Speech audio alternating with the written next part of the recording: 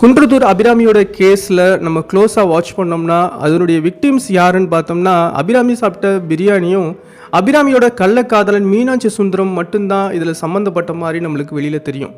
இவங்களுக்கெல்லாம் தண்டனை கொடுத்தாச்சு அப்படின்னு நம்ம நினச்சிட்ருக்கோம். பட் இதில் நம்ம யாருமே கவனிக்காத ஒரு குற்றவாளி இருக்கான். அந்த குற்றத்தை கண்டுபிடிச்சி நம்ம அதை சுத்தமாக அழிச்சோம்னா மட்டுமே மீண்டும் இது மாதிரி ஒரு குற்றம் நிகழாமல் இருக்கும் அப்படின்றது நம்மளுடைய கருத்தாக இருக்குது. யார் அந்த குற்றவாளி, இந்த குற்றத்திற்கான ஆணிவேர் எங்கே இருக்குது அப்படின்றத தான் நம்ம இன்றைக்கி பதிவில் பார்க்க போகிறோம். ஸ்கிப் பண்ணாமல் கடைசி வரைக்கும் வாங்க. அபிராமி எல்லா சராசரி மனைவி போலையும் கணவன் மேலே பாசமும் பிள்ளைகள் மேலே அதற்கு மேலே பாசமும் கொண்ட ஒரு பெண்மணியாக வாழ்ந்த காலமும் இருந்துச்சு. ஒரு கட்டத்தில் அவள் சோஷியல் மீடியா மேலே அட்ராக்ட் ஆகி டிக்டாக் மேலே இன்ஃப்ளூயன்ஸ் ஆகி அதுக்கு அடிக்ட் ஆகிறாள். முதல்ல ஆரம்பத்தில் டிக்டாக்ல வீடியோஸ் பார்த்து ரசித்த அந்த அபிராமி ஒரு கட்டத்தில் நாமே ஏன் வீடியோஸ் போடக்கூடாது அப்படின்னு சொல்லிட்டு நினச்சி வீடியோஸ் போடவும் ஆரம்பிக்கிறாள். அப்படி வீடியோஸ் போடும்போது சில பேர் அவன் மேலே அட்ராக்ட் ஆகி நிறைய பேர் கமெண்ட்ஸும் பண்ண ஆரம்பிக்கிறாங்க. அதை ரசிக்க துவங்கின இந்த அபிராமி தொடர்ந்து வீடியோக்களை நிறைய போட ஆரம்பிக்கிறாள். அப்படி போடும்போது தான் இந்த மீனாட்சி சுந்தரம் அபிராமிக்கு பழக்கமாகறாங்க. தொடர்ந்து இவங்க ரெண்டு பேரும் இணைந்தே டிக்டாக் போடவும் துவங்குறாங்க. இப்படி போயிட்டுருக்கக்கூடிய இந்த தருணம் தான் இந்த கள்ளக்காதலையும் துவங்க ஆரம்பிச்சது. மேலும் அவருடைய 2 குழந்தைகளையும் அது கொள்றதற்கு ஒரு தூண்டுதலாக அமைஞ்சது.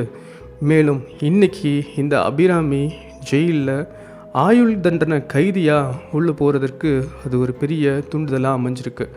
இந்த சோஷியல் மீடியா கண்டிப்பாக ஒரு விக்டிமாக இந்த அபிராமியோட கேஸில் இருந்திருக்கு அப்படின்றது தான் என்னுடைய இன்றைக்கான பதிவு. இதுக்கு ஒரு சின்ன எக்ஸாம்பிள் சொல்கிறேன், கொஞ்சம் கவனமாக கேளுங்க.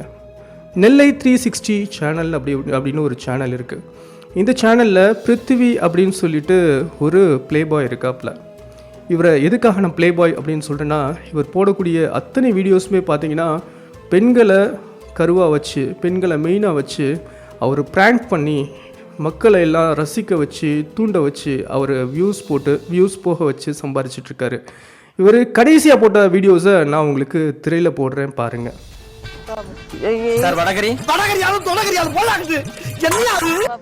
எங்க சீரியஸாவா? நான் கொஞ்சம் யோசிச்சு நான் சொல்றேங்க. இருங்க, யோசிக்கணுங்க. திடீர்னு நான் என் நிலைமை ரொம்ப மோசமா இருக்குங்க. ஒரு 2 வருஷத்துக்கு முன்னாடி என் கண்ணில் பட்டிருக்க கூடாதா?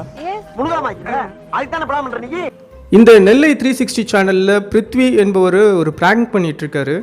திருமணம் ஆன ஒருத்தர் ஒரு பெண் கிட்ட பேசும்போது ரியாக்ட் பண்ணும்போது அந்த பெண் எப்படி ரியாக்ட் பண்ணுவா அப்படின்றத வச்சு தான் இந்த பிராங்க்.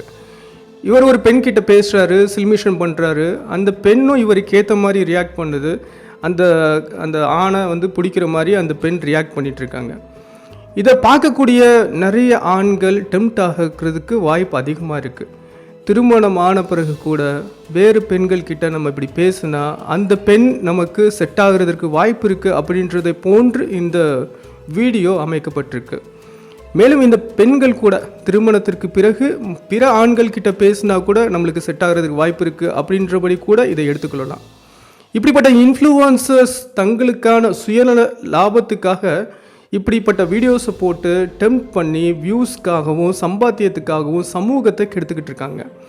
இப்படிப்பட்ட வீடியோஸை பார்த்து கூட அபிராமி மாதிரி செகண்ட் ஹஸ்பண்டை தேடக்கூடியவங்க நிறைய பெண்கள் உண்டு.